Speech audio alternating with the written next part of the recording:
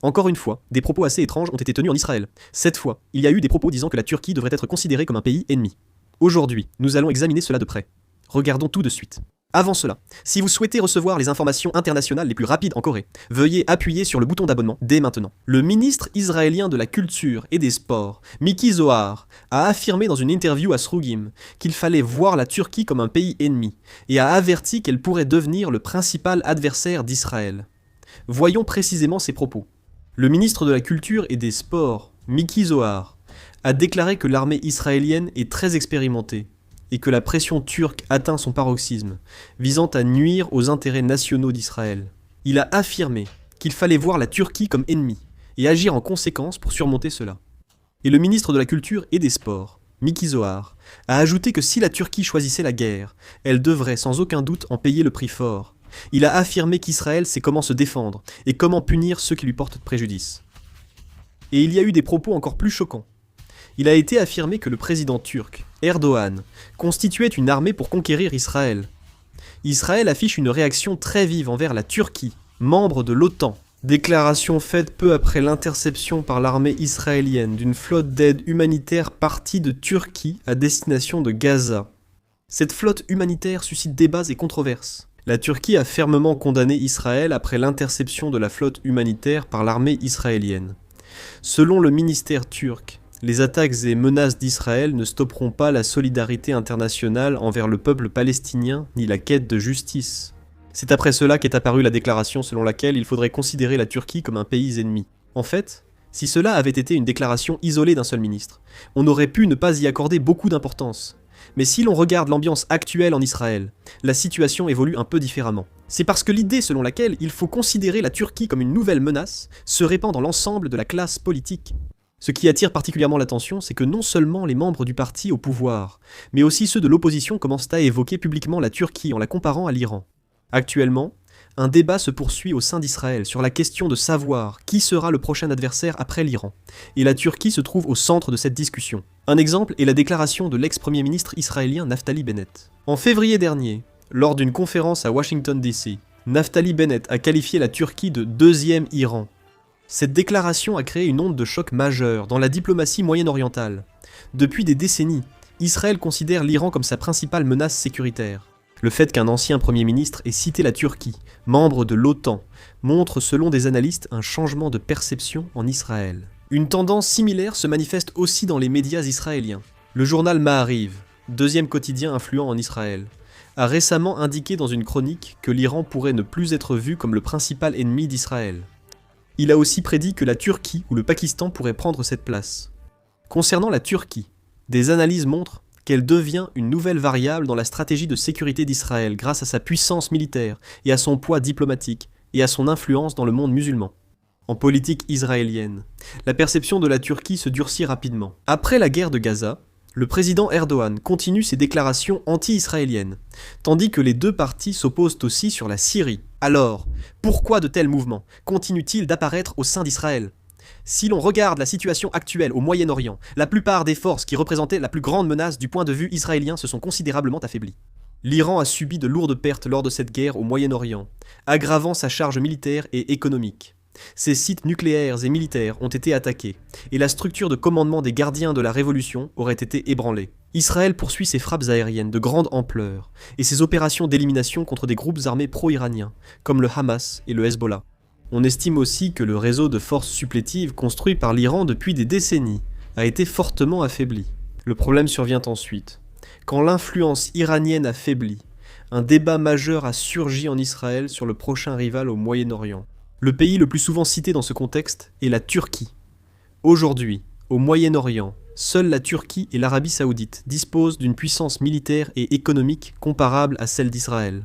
Beaucoup d'analyses jugent improbable une confrontation directe entre l'Arabie Saoudite et Israël, en raison de ses liens avec les États-Unis, sa coopération économique et ses intérêts sécuritaires. La situation diffère pour la Turquie. Erdogan intensifie ses critiques contre Israël depuis la guerre de Gaza et met en avant la cause palestinienne pour renforcer son influence dans le monde musulman. Du point de vue d'Israël, cette tendance elle-même est très susceptible d'être perçue comme une menace potentielle. La Turquie, bien qu'étant membre de l'OTAN, renforce sa posture militaire autonome et développe rapidement ses capacités en matière de drones, de forces navales et de systèmes de missiles. Récemment, elle accélère également la construction de porte-avions. Chez les factions dures, en Israël, la montée de la puissance militaire turque est de plus en plus perçue comme une menace sécuritaire à long terme. Récemment, dans la politique et les médias israéliens, la Turquie est souvent présentée comme un nouvel État hostile. Certains vont même jusqu'à analyser qu'Israël cherche à préparer à l'avance une justification auprès de la communauté internationale et de l'opinion publique nationale en prévision d'un éventuel conflit à venir. En particulier, avec les questions liées à la Syrie et à la Méditerranée orientale qui s'ajoutent, on estime que la possibilité d'un affrontement stratégique entre les deux parties ne cesse de croître. Mais le problème, comme vous le savez tous, c'est que la Turquie est un membre de l'OTAN. Il est peu probable qu'il commette la folie d'attaquer un pays membre de l'OTAN. Mais le plus gros problème, c'est que, par coïncidence, le président Trump montre de plus en plus de signes de vouloir se retirer de l'OTAN. Le président Trump a intensifié ses critiques envers l'OTAN, après que des membres européens de l'OTAN, comme le Royaume-Uni ou la France, ont refusé d'apporter leur soutien au Moyen-Orient. Il a qualifié l'OTAN de tigre de papier, et a vivement critiqué les alliés pour profiter gratuitement de la sécurité assurée par les États-Unis. Il a ainsi continué à laisser entendre fortement un retrait de l'OTAN. Certains analystes avancent prudemment que si les États-Unis se retirèrent de l'OTAN, Israël pourrait attaquer la Turquie. Bien sûr, selon la Constitution américaine et les lois en vigueur, le président ne peut pas se retirer unilatéralement de l'OTAN. L'approbation du Congrès, notamment de la Commission des Affaires étrangères du Sénat, est indispensable. Si le retrait de l'OTAN n'a pas lieu, la situation semble alors s'emboîter de manière troublante. L'un des aspects essentiels à considérer concerne la situation politique personnelle du Premier ministre Netanyahou. Actuellement, la politique intérieure d'Israël devient assez instable. À la Knesset, la proposition de dissolution du Parlement en vue d'élections anticipées a franchi la première étape. Il y a eu 110 voix pour, et 0 contre, ce qui signifie qu'en réalité, tant la majorité que l'opposition ont commencé à se préparer à des élections anticipées. Il reste encore les discussions en commission permanente, et la troisième lecture en séance plénière. Mais vu l'ambiance actuelle, il est très probable que le processus avance très rapidement. Actuellement, l'opposition souhaite organiser les élections générales le plus tôt possible. En revanche, le Premier ministre Netanyahou et la coalition essaient de gagner le plus de temps possible. La raison est claire, s'ils organisent les élections dans la situation actuelle, il est très probable que le camp de Netanyahou soit désavantagé. En particulier, la guerre au Moyen-Orient s'enlise, et le Premier ministre Netanyahou fait également face à des risques judiciaires personnels, ce qui rend la situation défavorable pour lui en ce moment. Ce qui est aussi grave, c'est la défection des alliés habituels. L'alliance des partis ultra-orthodoxes juifs, UTJ, partenaire clé de la coalition de Netanyahou, commence à se détourner publiquement de lui. Leur demande d'exemption militaire pour les étudiants des yeshivas ayant été refusée, ils ont menacé de provoquer des élections anticipées. En réalité, cela signifie que les fissures au sein de la coalition de Netanyahou sont désormais exposées au grand jour. Dans cette situation, le camp de Netanyahou a également réagi en soumettant directement une proposition de dissolution du Parlement afin de ne pas perdre l'initiative. La structure politique d'Israël est complexe, rendant probable des négociations prolongées pour former une coalition après les élections, car un seul parti obtient rarement la majorité. En réalité, Israël a connu une grande instabilité politique, organisant 5 élections générales en moins de 4 ans, entre 2019 et 2022. Il est désormais possible qu'une situation similaire se reproduise. Mais il y a un point important ici. Pour le gouvernement Netanyahou, il pourrait être politiquement utile de continuer à insister sur la crise sécuritaire. En Israël, la guerre qui dure est la question des otages. Le fardeau économique et la fatigue de la mobilisation militaire ont accentué les critiques contre le gouvernement Netanyahou. Des élections anticipées semblent probables et un changement de gouvernement est évoqué.